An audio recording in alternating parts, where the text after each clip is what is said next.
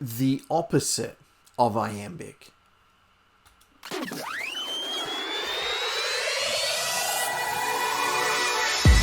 Welcome to the 100 Days of Shakespeare. We are on day 32. This is very exciting. Tonight we are having a quick look at trochees.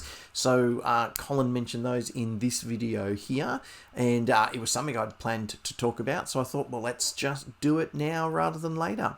So first, just an introduction. My name's Paul Adams from Small Crown Productions. If you're not sure what the 100 Days of Shakespeare event is, then once you've finished having a look around YouTube and watching some videos, there is a link in the description of all of these videos that will take you to a Facebook group where you can see what's happening over there and who's sharing information, and essentially it's just a big joyful share fest of Shakespeare information around his life, his times, and his contemporaries.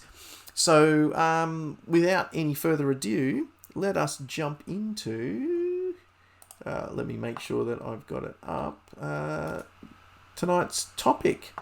Let me grab this up here, and here we go. So trochees, as I mentioned before, they're essentially the opposite of an iamb. So we are familiar with iambic pentameter, and if you're not, then there's a link here that will take you to a video about writing sonnets where I talk about iambic pentameter.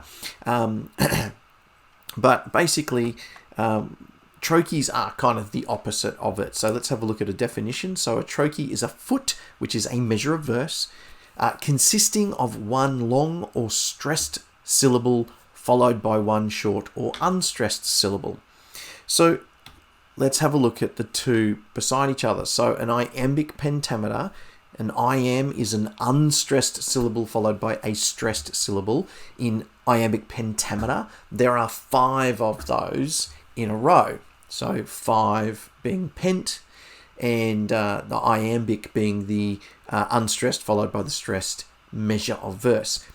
Trochee pentameter is a stressed syllable followed by an unstressed syllable, and trochee pentameter would be 5 of those in a row.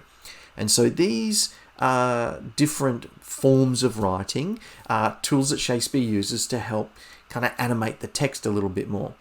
So what did he do with it? So we know that he wrote predominantly in iambic pentameter, and what you find is the trochees are in places where he really wants to highlight the text, where he wants you to take notice of the difference in the rhythm and draw some kind of understanding about that.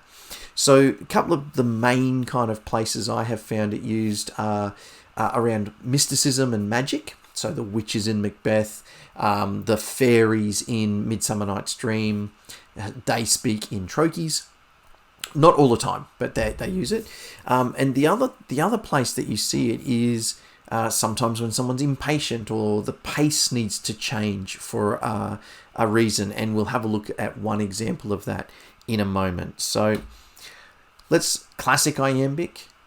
Shall I compare thee to a summer's day? So an unstressed syllable followed by a stressed syllable. Shall I compare thee to a summer's day? Classic iambic pentameter. So we're familiar with that. That is the predominant writing style of Shakespeare's verse and his prose. Sometimes the prose isn't, but you know.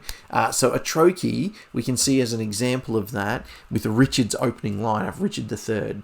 Now is the winter of our discontent made glorious summer by this son of York. That first line is a great use of the trochee style. So now is the winter.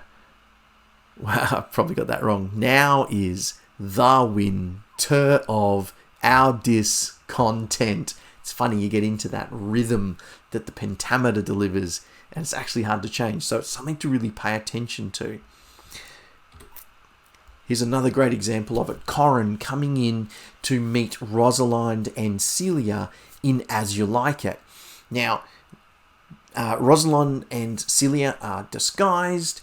Corin knows that they've been looking for this young man that's been speaking of love, and so he's racing in to tell them. And we get this, mistress and master, you have oft inquired after the shepherd that hath complained of love.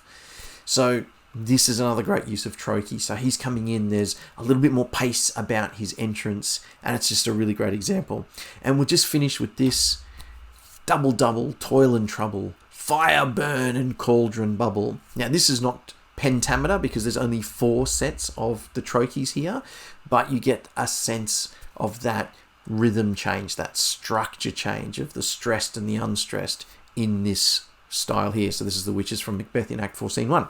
So you can see that, it changes the rhythm, it changes the style, it can change the mood of the piece as well. And so Shakespeare uses these tools really, really well. And it's definitely something to keep an eye on. So that's it, just a really short one tonight.